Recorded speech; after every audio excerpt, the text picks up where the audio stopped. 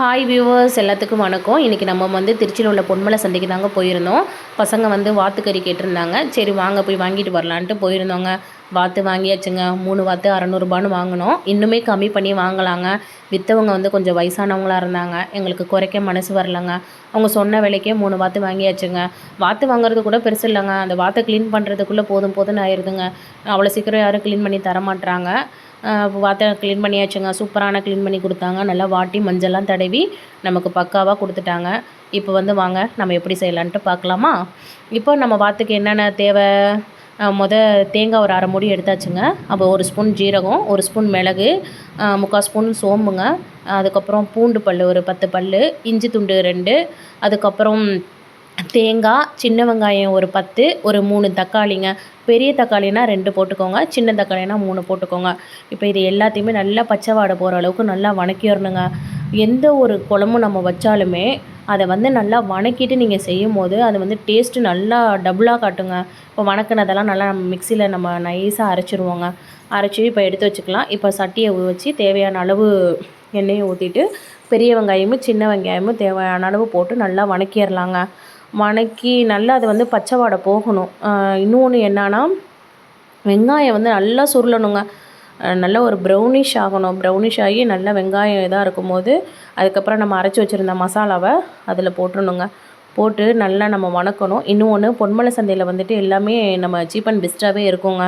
நாங்கள் ஏதாவது நான்வெஜ் எடுக்கணும் வைக்கணும் அப்படின்னா நாங்கள் கண்டிப்பாக சந்தைக்கு தான் போவோம். போயிட்டு தேவையான ஃபிஷ்ஷாக இருக்கட்டும், ஃபிஷ்ஷெலாம் நல்லா நமக்கு கிடைக்கும். வாத்து, நாட்டுக்கோழி, கிராஸ் கோழியும் மோஸ்ட்லி வச்சுருப்பாங்க. நம்ம கேட்கணும், நாட்டுக்கோழி தான் வேணும்னாலும் விலை கூடனாலும் நம்ம பசங்களுக்காக நம்ம வாங்கி செய்கிறனால தப்பு கிடையாது. இறாலு, நண்டு, ஃபிஷ்ஷு எல்லா ஃபிஷ்ஷுமே கிடைக்கும். நம்ம போனோம்னா சீப் அண்ட் பெஸ்ட்டாக இருக்கும். பரவாயில்ல, எங்களுக்கு பக்கத்துலேயே பொன்மலை சந்தை இருக்கிறனால நாங்கள் அங்கேயே வாங்கிக்குவோங்க. இப்போ இந்த நம்ம அரைச்சி வச்ச மசாலா இருக்குல்ல, அதை வந்து நம்ம எண்ணெயில் போட்டு நல்லா வணக்கிடணும். பச்சை வாடை போகிற அளவுக்கு நல்லா அது பிரிஞ்சு வர அளவுக்கு வணக்கிடணுங்க.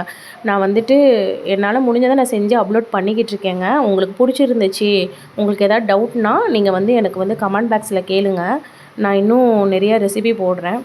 நீங்களும் உங்களுக்கு பிடிச்சிச்சின்னா இந்த மாதிரி செஞ்சு நீங்கள் பாருங்கள்.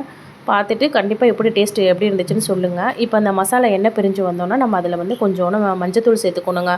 வாத்தை வந்து க்ளீன் பண்ணுறது ரொம்ப முக்கியங்க. அது வந்து நல்லா கவுச்சி ஸ்மெல் அடிக்கும். அதனால் அதில் வந்து நல்லா மஞ்சள் தடவி நெருப்பில் சுட்டுறணும். சுட்டுட்டு நம்ம செய்யும்போது எந்த கறியாக இருந்தாலும் நாட்டுக்கோழி, வாத்து இதெல்லாம் டேஸ்ட்டாக இருக்குங்க. இப்போ வந்துட்டு நம்ம வந்து வாத்துக்கறி வேணும்னா நம்ம அங்கேயே வாட்டியும் கொடுக்குறாங்க. ஆனால் வாட்டுறதுக்கு ரொம்ப காசு கேட்குறாங்க. ஆனால் பெஸ்ட்டாக இருக்குங்க எனக்கு தெரிஞ்சு. நம்ம வாங்கிட்டு வந்து வீட்டிலலாம் க்ளீன் பண்ணுறது வாத்துலாம் கொஞ்சம் கஷ்டமாக தான் இருக்கும். நம்ம அங்கே கொடுத்தோம்னா அவங்க என்ன பண்ணுறாங்க, நல்லா நம்ம கண்ணு முன்னாடியே நல்லா சுத்தமாக க்ளீன் பண்ணி மஞ்சள்லாம் தடவி நல்லா வாட்டிடுறாங்க. வாட்டிட்டு நல்லா வெட்டி கொடுத்துட்றாங்க. எனக்கு திருப்தியாக இருந்துச்சுங்க அவங்க செஞ்சது. இதுக்கு வந்து நம்ம என்னென்ன மசாலா தூள்னு பார்த்தோம்னா, 2 ஸ்பூன் மிளகாத்தூள், 2.5 ஸ்பூன் மல்லித்தூள், மஞ்சத்தூள் போட்டுட்டோம். கரம் மசாலா தேவையான அளவு போட்டுடணுங்க. போட்டுட்டு நல்லா அந்த எண்ணெயிலேயே நல்லா வணக்கிடணும். அந்த எண்ணெயும் அந்த நம்ம போட்டிருக்க பொடியும் நல்லா தனியாக பிரிஞ்சு வரணும். அப்போ தான் வந்து குழம்பு நல்லா டேஸ்ட்டாக இருக்கும். நாங்கள் வந்துட்டு ஒரு சில பேர் உருளைக்கிழங்கு போட்டு செய்வாங்கங்க. எங்கள் ஊர் சைடெலாம் எப்படின்னா, நாங்களாம் வந்து பர்மாக்காரவங்கங்க. நாங்கள் வந்து உருளைக்கிழங்கு போடுறத விட நாங்கள் வந்து வாத்துக்கறி செய்யும்போது சௌச்சௌ காய் போடுவோங்க. சௌச்சௌ அந்த தோல் சீச்சிட்டு சௌச்சௌ போட்டு வைக்கும்போது குழம்பு உண்மையாலுமே வேறு லெவலில் இருக்குங்க. நீங்கள் வந்து ஒரு முறை வாத்து வாங்கினீங்கன்னா கண்டிப்பாக சௌச்சௌ காய் வாங்கி நீங்கள் போட்டு செஞ்சு பாருங்கள். டேஸ்ட்டு வந்து அல்டிமேட்டாக இருக்கும். இப்போ நம்ம அந்த எண்ணெயெல்லாம் பிரிஞ்சு வந்துருச்சு. மசாலா தூளுக்கும் எண்ணெய் தனியாக, மசாலா தனியாக பிரிஞ்சு வந்துருச்சு. இப்போ நம்ம சௌச்சௌக்கா வந்து ஒரு 2 எடுத்து நறுக்கி வச்சுருக்குறோம். வாத்து வந்து 2.5 கிலோ, அது தனியாக க்ளீன் பண்ணி வச்சுருக்கோம். இப்போ அந்த சௌச்சௌக்காயை போட்டு நல்லா அந்த காய் வேகிற அளவுக்கு நல்லா போட்டு பெரட்டி விடணும். பெரட்டும் போது நம்ம இந்த வாத்து குழம்பு வச்சுட்டு அந்த கலரை பார்க்கும்போது கலர் வந்து அப்படியே கருப்பாக மாறிடுங்க. அந்த அளவுக்கு அந்த வாத்து குழம்பு வந்து அவ்வளோ ருசியாக இருக்கும். நான் சின்ன பிள்ளையிலலாம் வீட்டில் வாத்து செஞ்சாங்கன்னா அதை பார்த்துட்டு பயமாக இருக்கும். நான் சாப்பிட மாட்டேன். என்ன வாத்துனா எப்படி இருக்கும் அப்படின்ட்டு. இப்போ வளர வளர வளர அதுக்கப்புறம் வீட்டில் செய்வாங்க. அதுக்கப்புறம் நான் அடிக்டே ஆகிட்டேங்க. நீங்கள் ஒரு தாட்டி செஞ்சு இது மாதிரி சாப்பிட்டு பாருங்கள்.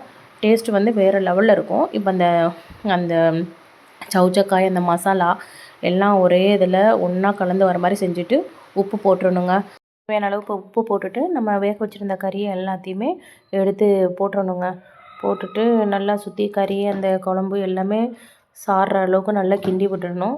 கிண்டி விட்டுட்டு கொஞ்சம் நேரம் கொதிய வைக்கணும். நல்லா கொதித்ததுக்கப்புறமா நம்ம எப்படி இருக்குன்னு சொல்லிட்டு நம்ம பார்க்கலாம்.